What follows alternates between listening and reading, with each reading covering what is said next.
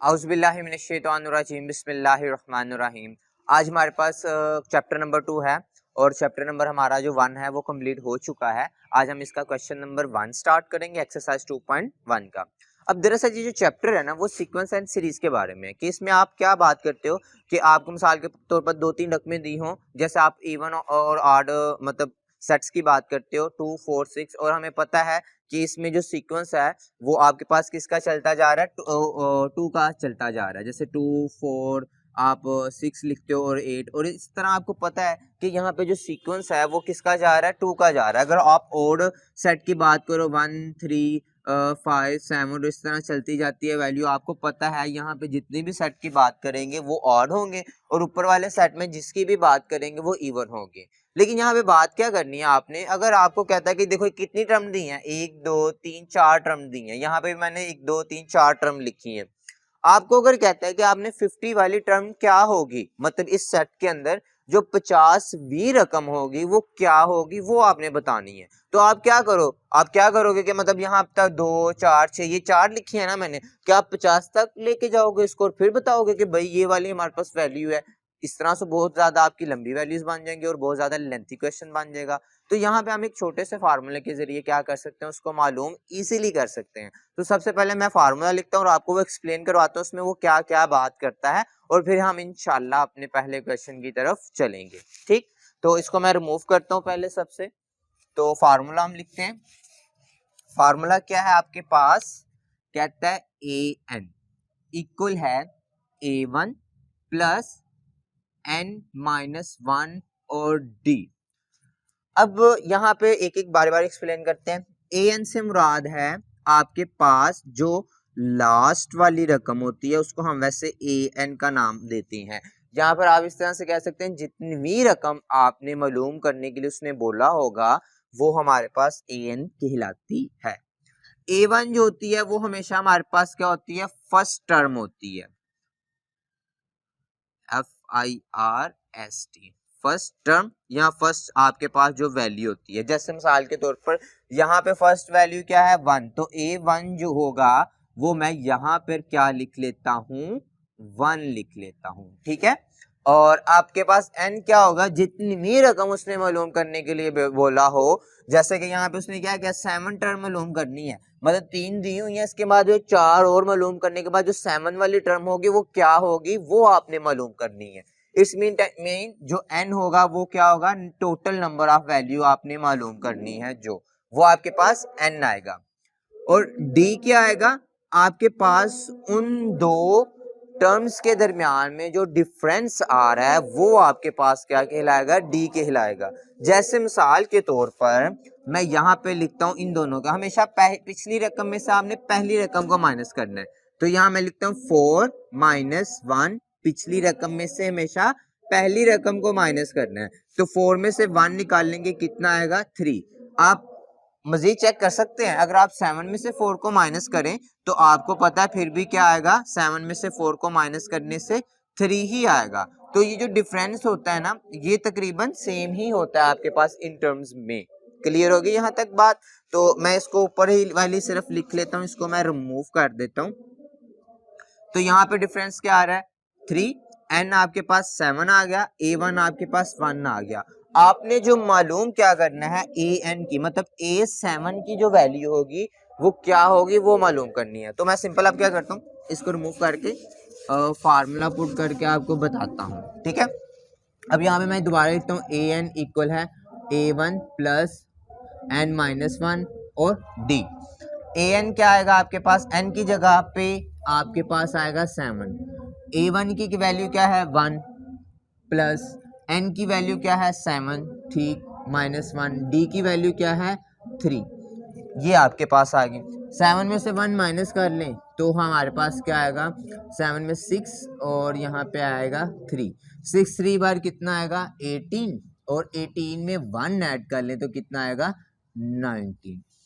तो अगर मैं आपके पास 19 आ रहा है तो अगर आप वैसे बात करें ना, अगर मैं आपको वैसे 7 टर्म मालूम करके बताऊं, A4 7 मतलब 3 का डिफरेंस आ रहा है, 7 में 3 ऐड कर ले कितना होगा 10, 10 में 3 ऐड कर ले कितना 13, 13 में 3 ऐड कर लें कितना 16, 16 में 3 ऐड कर लें कितना 19।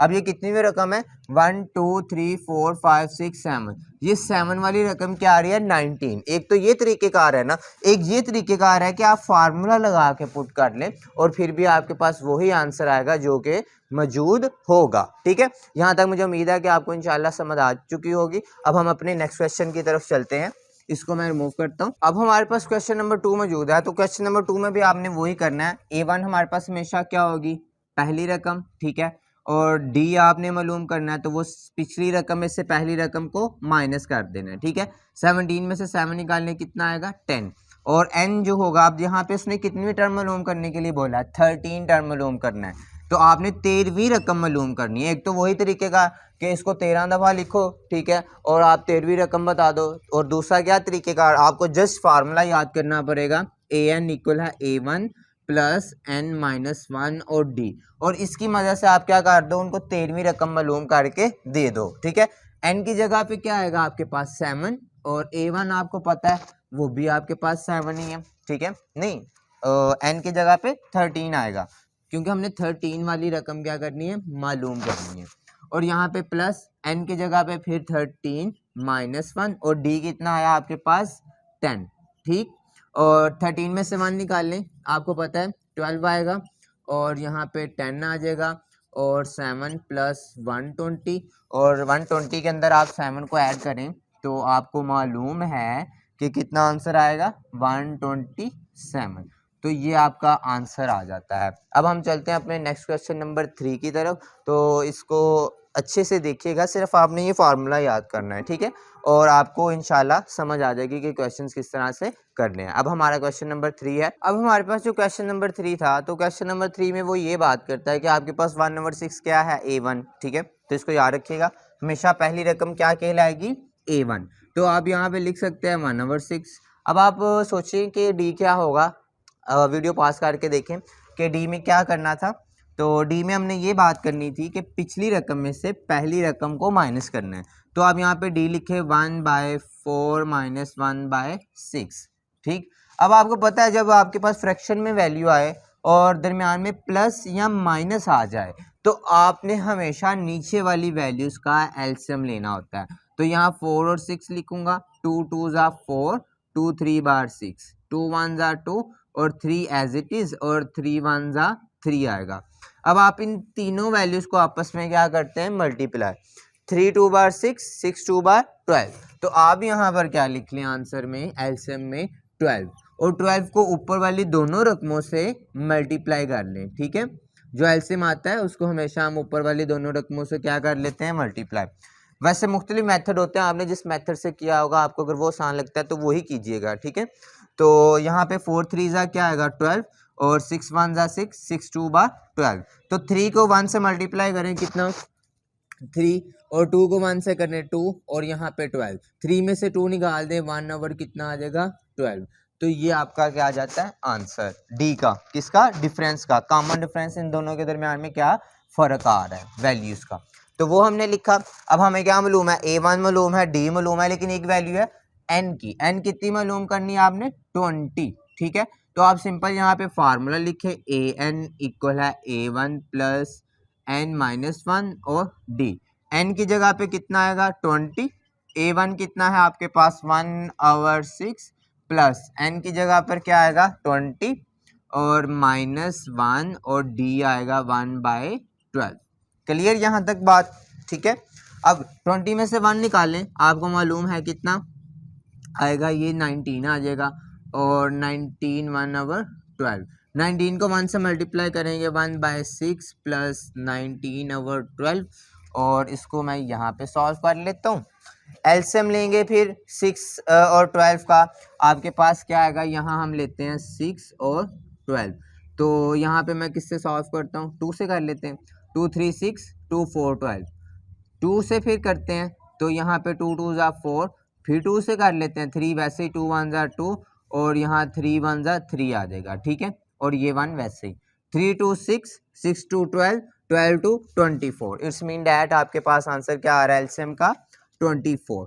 तो यहाँ मैं लिखता हूँ 24 और मैंने फिर वही बात की जो एलसीएम आए उसको दोनों वैल्यू से आप क्या कर दें, मल्टीप्लाई कर लें। तो यहाँ पे 1/6 मल्टीप्लाई बाय 24 दरमियान में प्लस है, ठीक है, और 19/12 मल्टीप्लाई बाय 24 यह आ जाता है 6 1 ज़ा 6 6 3 18 और 6 4 24।